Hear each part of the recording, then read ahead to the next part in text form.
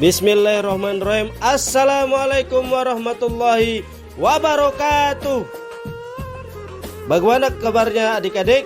Sehat semua? Semoga kesehatan selalu terlimpahkan kepada kalian semua.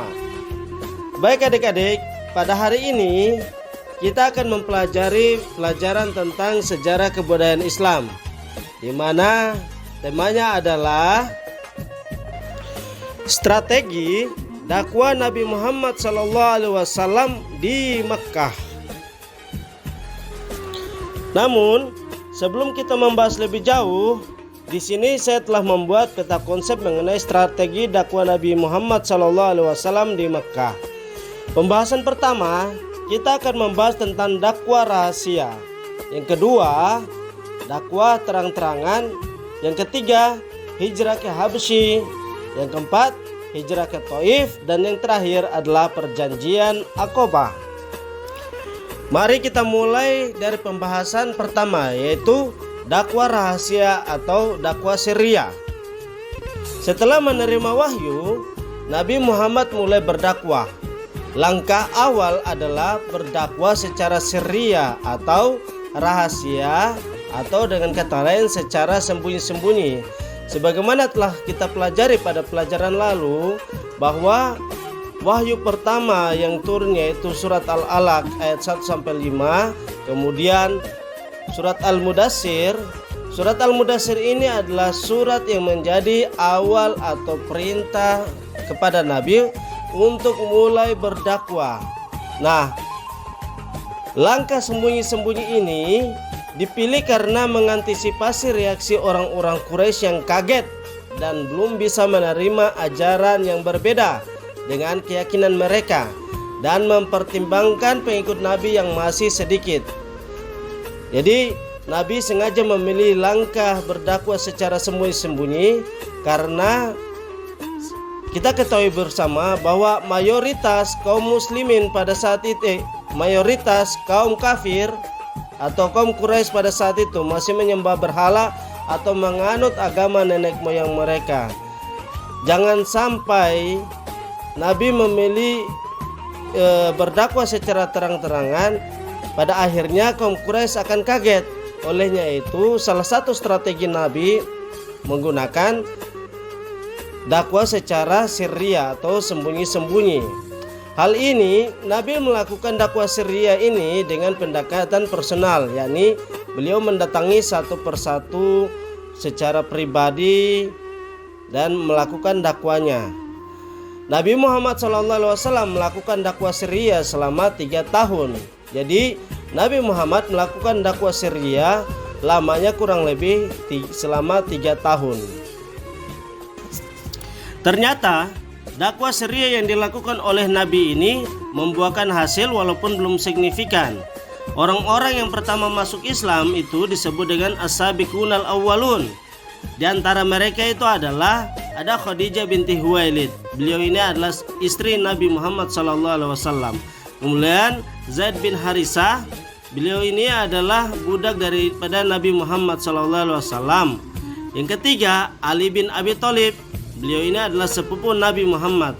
Dan yang terakhir, kemudian Abu Bakar As-Siddiq. Beliau ini adalah sahabat Nabi Muhammad SAW. Dari keempat ini, maka disusul oleh sahabat-sahabat yang lain. Di antaranya adalah ada Utsman bin Affan Al-Umawi, yang kemudian Az-Zubair bin Al-Awwam Al-Asadi, kemudian Abdurrahman bin Auf, kemudian Sa'ad bin Abi Waqqas, kemudian Tolha bin Ubaidillah.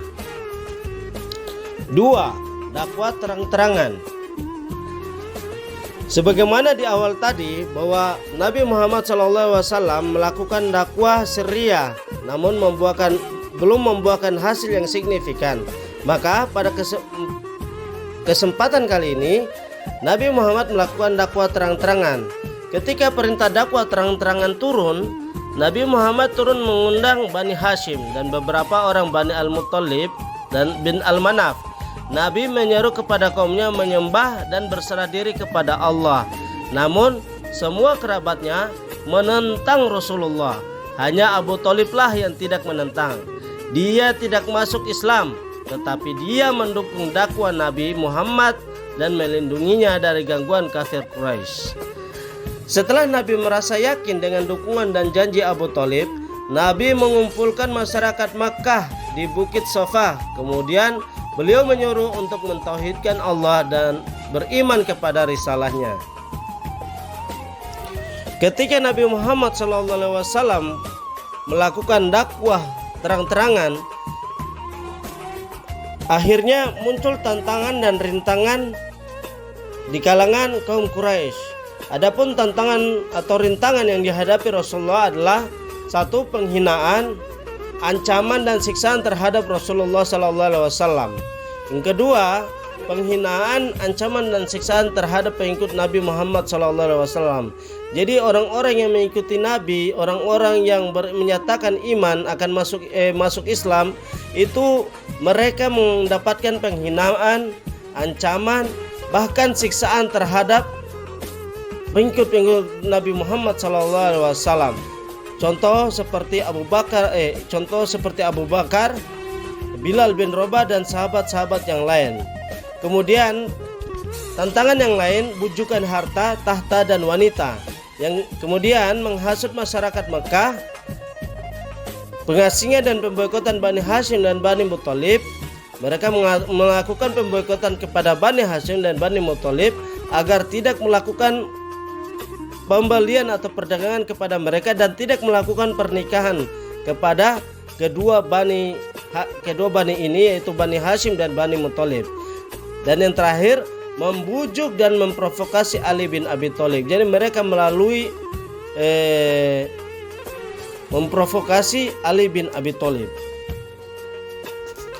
3. Hijrah ke Habsyi.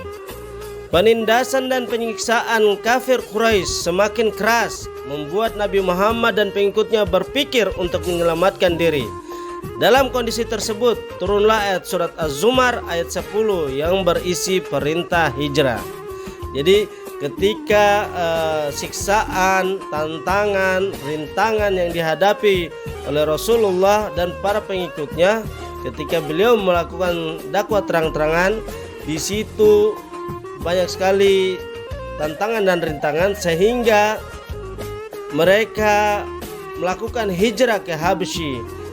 Hal ini ditandai dengan turunnya surat Az-Zumar ayat 10 yang berisi perintah untuk melakukan hijrah. Nabi Muhammad memerintahkan kaum muslimin agar hijrah ke Habasyah karena Raja Habasyah Asima An-Najasyi adalah seorang raja yang adil. Maka bulan Rajab tahun kelima kenabian, hijrahlah kelompok pertama terdiri dari 12 orang laki-laki dan 4 orang perempuan. Pemimpinnya adalah Utsman bin Affan yang hijrah bersama istrinya Sayyidah Ruqayyah, putri Rasulullah Shallallahu Alaihi Wasallam. Dan hijrah ke Habasyah terjadi 2 kali. Ruqayyah kembali bersama suaminya Utsman bin Affan bergabung dengan kelompok hijrah kedua. Kafir Quraisy khawatir akibat dari hijrah ke Habasyah, mereka takut Islam menyebar keluar Makkah dan nantinya mereka akan mendapat bantuan dan pertolongan dari luar Makkah. Akhirnya kafir Quraisy mengirim 2 orang utusan yang cerdas, yaitu Abdullah bin Abi Rabi'ah dan Amr bin As bin Wa'il al-Sahmi. Mereka pun mengumpulkan hadiah-hadiah yang akan dibawa keduanya untuk An-Najasyi. Mereka ingin merusak hubungan baik antara An-Najasyi dan orang-orang yang hijrah. 2 orang utusan kaum Quraisy itu pergi ke Habasyah menyerahkan hadiahnya kepada Raja Habasyah. Mereka meminta raja agar mengembalikan kepada mereka orang-orang yang meninggalkan agama mereka.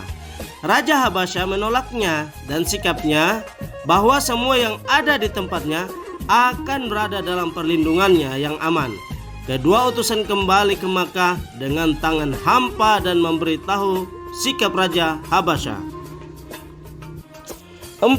Misi ke Taif.